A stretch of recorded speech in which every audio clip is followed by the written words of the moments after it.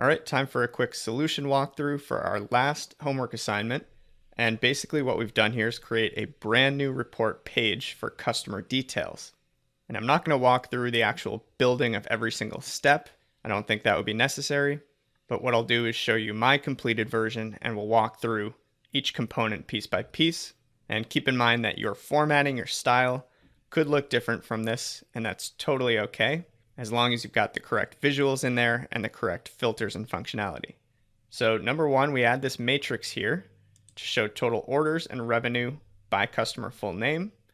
And when you try to pull in return data, what you should see is something like this, where you get the identical return values in every single row. And remember, the reason why that's the case is because we do not have a table relationship in our data model between the customer lookup and our return table. What that means is that we can't filter any customer related values to analyze those total returns values.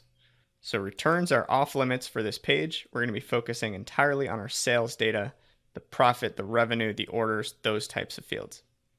So spot check, when you sort the total revenue column, you can click to sort ascending versus descending. You should see Mr. Maurice Shan at the top of the list, who generated $12,407.95 in revenue. And the last step here for question one is to update the conditional formatting for those two columns, which you can do right here. So for total orders, we've activated data bars.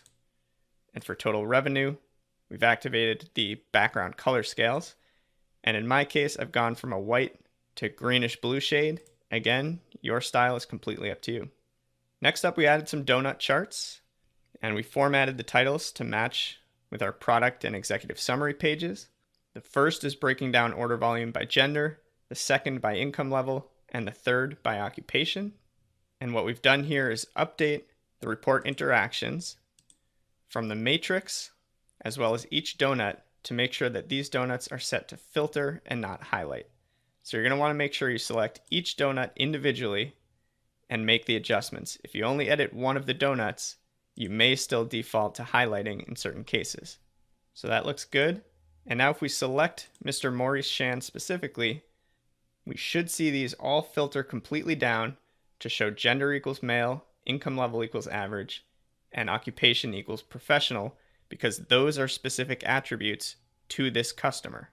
And you can select any blank area of any chart to unfilter. I like clicking in the middle of one of my donuts, just kind of an easy target to hit.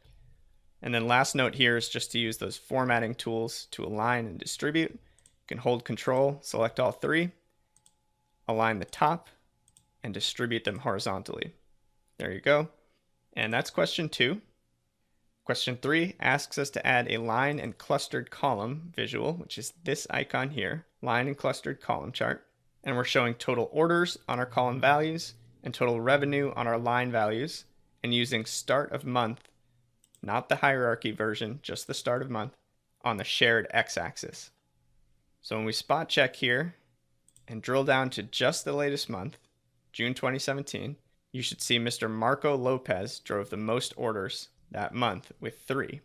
Now we're going to update interaction mode again, select the matrix first, interaction, and make sure that that combo chart is set to filter and not highlight. If we select Mr. Marco Lopez, you should see that he placed orders in 4 different months: June 2016, August 2016, March 2017, and June 2017. So that all checks out. That takes us to question number 4.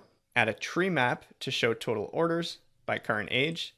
This one's pretty straightforward. We're going to group by that current age field from our customer lookup table. Values are total orders. Now, one thing to keep in mind, right now, I see 928 orders for age 50, 855 for age 49.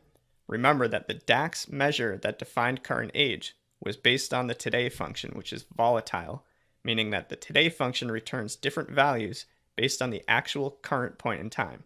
So even though our data set is fixed, these customers are actually going to continue to age before our eyes. So don't be concerned if you see slightly different numbers here in this tree map. Next thing we did was add a card for the customer full name We made some formatting changes to turn off the category labels. We updated the title. We added a light yellow background. And then more importantly, we added this visual level filter for full name where it's a top N with the top one item by total revenue.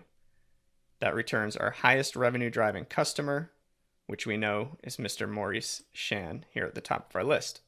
From there, we copied and pasted to keep the formatting, added 2 new cards, kept the filter in place, but simply dropped in new fields for total orders and total revenue, and updated the headers and titles accordingly. And a couple spot checks here. When we filter on female customers only, you should see Mrs. Janet Munoz with 6 orders and just over $12,000 in revenue. And then among high income customers specifically, our top customer is Mrs. Lisa Kai, who placed 7 orders and drove $11,330.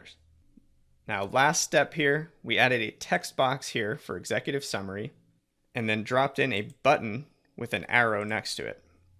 Now from there, we went to the exec summary tab, went to the view menu, activated the bookmarks pane, and we added a bookmark named executive summary tied to this view. That was all it took. Then we went back to customer detail, clicked on this arrow button, turned on the action property, selected the bookmark type, and linked it straight to that executive summary bookmark that we just created. And final little spot check to test, control click that arrow, and it should take you right back to your exec summary. So there you go. Last step here is really just to make any last kind of tweaks or formatting adjustments. I added these lines here as visual separators to kind of break up the dashboard into clear and distinct sections. But again, the specific styling and formatting is totally up to you.